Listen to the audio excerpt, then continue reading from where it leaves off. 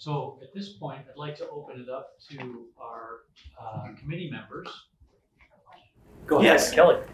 On the issue of poverty, you listed 3 things that show or that prevent poverty. What is the city's role in getting people to finish high school and not encouraging people not to have children until they're 21? Right. Yeah. And thank you for pointing that out.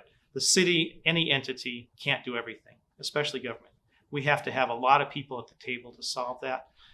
In my ward, in the Amphi district, for instance, there's a church-based coalition that's working on this. And I think they'll be very effective because they can do their work through the churches that are in that area and can bring resources to the area from the churches that they represent. There are things that the city can do. You know, working families need affordable housing, and that's a big thing that the city can do, both in buying property, developing it itself, incentivizing and supporting private development of affordable housing, making new developments have a component that's affordable housing. You know, we all know that rents and costs of homes have gone sky high. Thank God I own my home and it's paid off. But a neighbor who we've become friends with who just had a child desperately wanted to buy a house. They were able to, but they are hawked to the gills to do that. So affordable housing is something that will help. Good transit and the services that we do provide. We should have this lens of how are they helping people connect to their workplace. Public transit is super important for some of our workforce in getting from, especially people at the lower levels, economic levels, getting from where they live, where they can afford to live to where the jobs are. And if you have to sit for 45 minutes, you know, in an afternoon after your shift on an unshaded bench, it's just adding to the stress of that person's life. So wherever we can, I'm interested in those little niches where the city can be effective. So, as you're well aware, we're a business organization. And one of the questions that's real key had to do with the $15 minimum wage. Yes. So there's kind of 2 parts, right? You know, are you for it? And then separately, should the government dictate it? Should the market dictate it, right? And what can you kind of elaborate on your answer? Yeah, I think the government has a role in this. You know, I'm a Democrat. We look to regulations to solve some problems, especially where there's a failure of the market. It might be more fair and the marketplace might do it if there was parity between large corporations and labor who could negotiate that. And where there is parity, wages tend to be livable. Where there's not, people are working for very poor wages. So I like marketplace solutions when they can happen. It hasn't happened in this, and so it seems fair to me that the governor should step in, especially government by the people. This is not even the city council proposing it. It's an initiative petition with tens of thousands of signatures on it. Sorry. Doug, go ahead. I appreciate your honesty, particularly about the business community wanting input. Traditionally, Tucson has not been real friendly to business. There's been an attitude toward business that we like you here to pay taxes, but we really don't care about your input. And what would you do, and would you be willing to have like Michael and a council of business people that you meet with just to get input? Not that business would dominate the conversation, but be a part of it. That sounds great. If we'd gotten into more detail about my career as a conservationist, you know, I started off as someone who picks up litter and yells at people. And over the years, I've learned that to have conservation success, it's a political process in the good sense of the word politics, where people come to the table, you look for things that we can agree on and try to do those things together and learn more about what things we don't agree upon.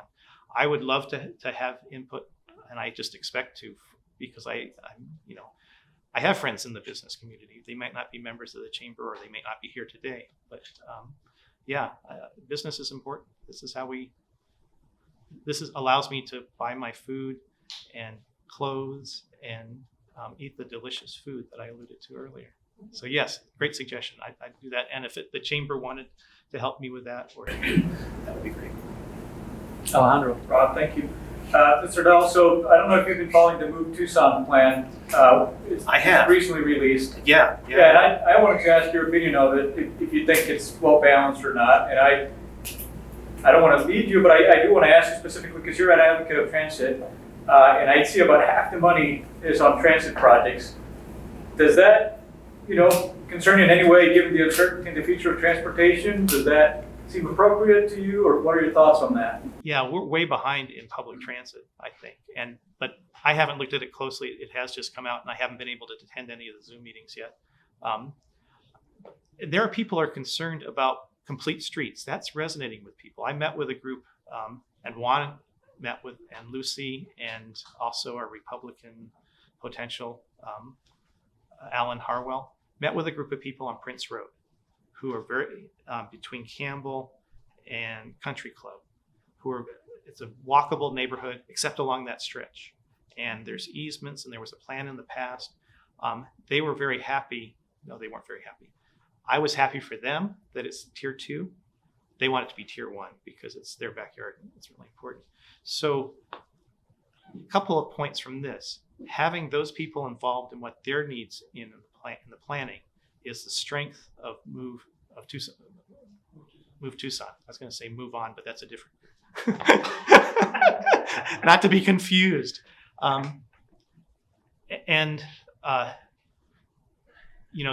They weren't looking for another lane.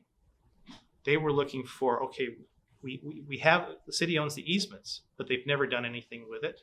And because there's trees here, trees there, we walk in the street, our dogs we want to make it safe for pedestrians and bicyclists. And one recommendation I made to them, by the way, is that they should get involved with the businesses that they're walking to, who can be strong advocates for that sort of thing as well. Michael. Kevin, I'm Michael Diamond. I'm introduce myself. Yeah, No, that's fine. I'm just over here in the corner. Why is he being punished? We'll get into that later. You'll see.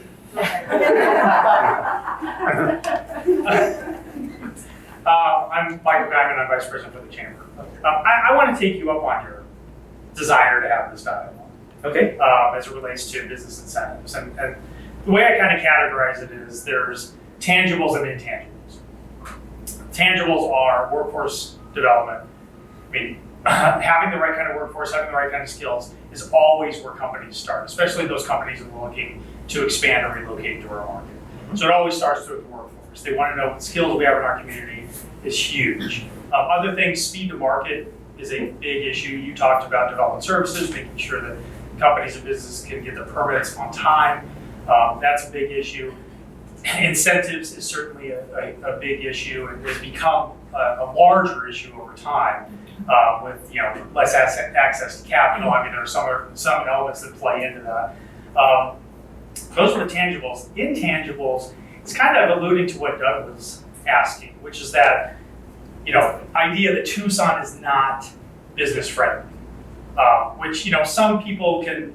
You can sometimes argue both ways, but that's kind of an intangible. But even if it's a perception, that perception can spread like wildfire, and it may make it a bit more difficult for Tucson to attract new business or help new businesses to start up.